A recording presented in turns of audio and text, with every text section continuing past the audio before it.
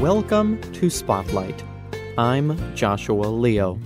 And I'm Marina Santee. This program uses a special English method of broadcasting. It is easier for people to understand, no matter where in the world they live.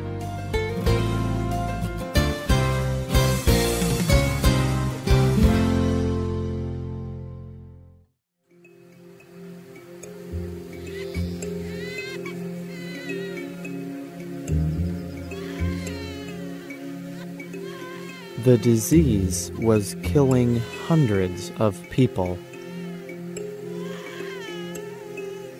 It was spreading through the African country of Burkina Faso. The disease was meningitis. It was infecting thousands of people. It was an epidemic. Healthy people needed injections of a vaccine to stop them from getting the disease. Burkina Faso needed more doctors.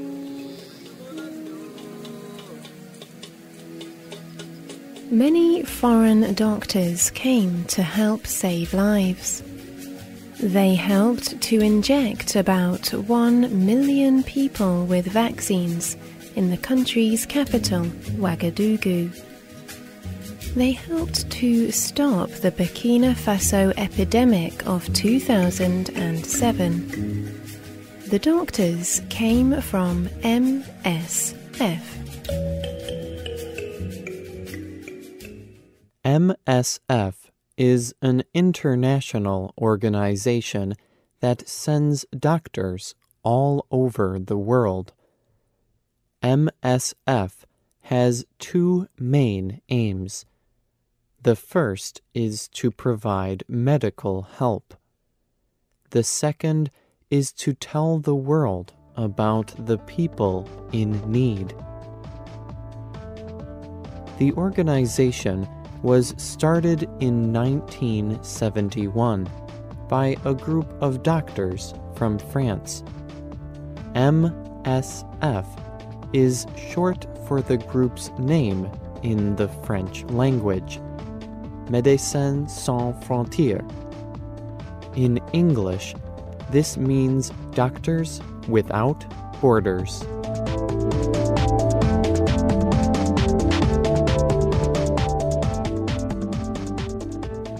Doctors Without Borders, or MSF, now works in over 60 countries around the world. It employs doctors and other health workers. Some of these are local, some foreign. The local people are paid wages by MSF, but the foreign people work for free. These volunteers leave their jobs in their home country and go to where they are needed. They could be helping to fight disease, like in Burkina Faso, or they could be providing other emergency help, such as food aid.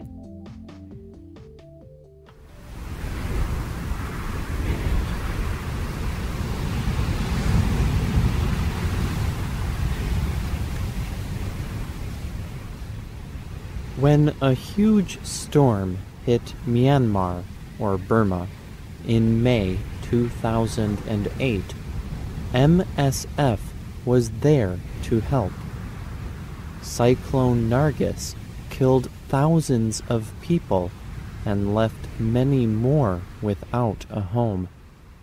The storm also ruined the land and killed the farm animals. As a result, people could not grow enough food.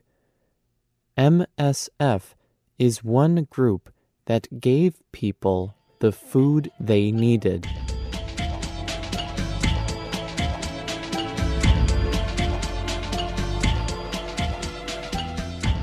Michael Perimans is a Belgian journalist. He also works with Doctors Without Borders. He has been helping a medical team in Burma. His report describes how he has been helping the team to transport food to communities by boat.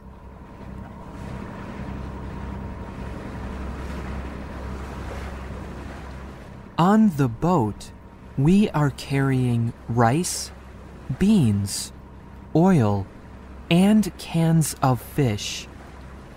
It is enough to feed 3,000 people for a week. We also have hundreds of water containers and some plastic covering material. We travel for more than 3 hours. Then we reach the small city of Miet Pauk. 1,600 people lived in this town before the cyclone, but 200 were killed. 2/3 of the farm animals drowned, and 60% of the boats sank. The houses that are still standing are badly damaged. The people lack the tools they need to rebuild their homes, so we give them toolkits. We travel for another half an hour until we reach Dont Chang. This town is ruined. A man stops us. 10 members of my family died, he tells us. My wife, my parents, and one of my brothers survived. But all of my sisters and their children are dead. He does not want to tell us any more.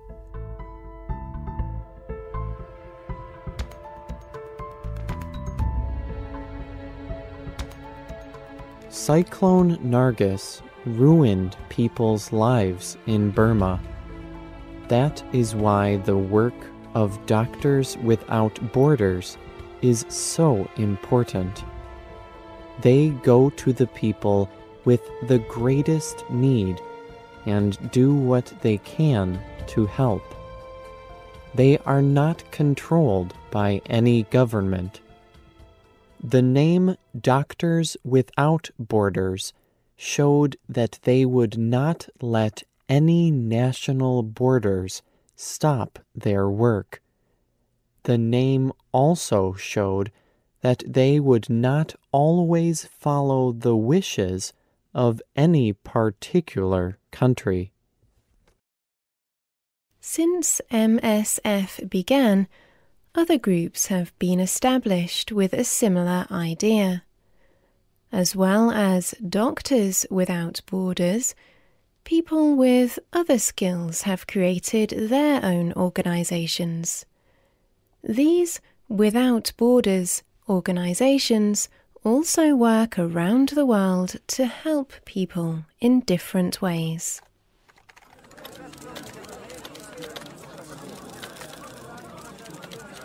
Reporters Without Borders is an organization that tries to protect the people that report and write the news.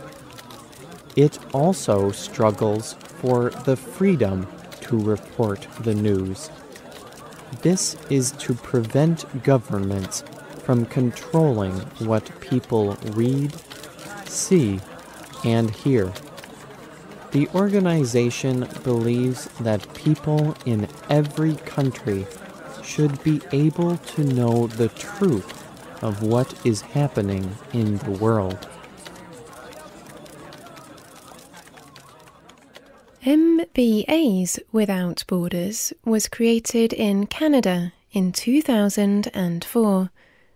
The group uses experienced businessmen and women to help people develop businesses around the world.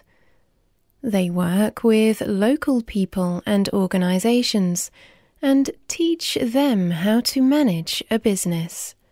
They believe this can help people work their way out of poverty.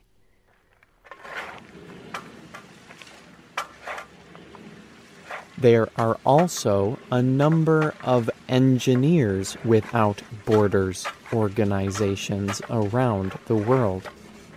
For example, Engineers Without Borders USA was started in the year 2000. It works with communities in developing countries on all sorts of building projects. One such project is in Ecuador. The engineers want to help people living in the village of Bua in West Ecuador. These people need a better water supply. The engineers also want to improve the way the waste is managed. They lived in the community to learn about the people and how to help them. The engineers hope that their skills will help the community and improve local people's health. There are many more Without Borders organizations. But what makes people want to join them? Michael White is a volunteer with Doctors Without Borders, or MSF. He has written on the internet about working in Sudan with the organization. He says he is not sure what made him want to go, but on the first day of his journey to the African country, he wrote, "Seeing the people that work for MSF has made me want to plan a project of my own. 4 years ago, I walked into the Doctors Without Borders office. I hoped that one day I would work in a foreign country with MSF. Today is the most satisfying day of my life. The happiest will be the day that our world no longer needs MSF."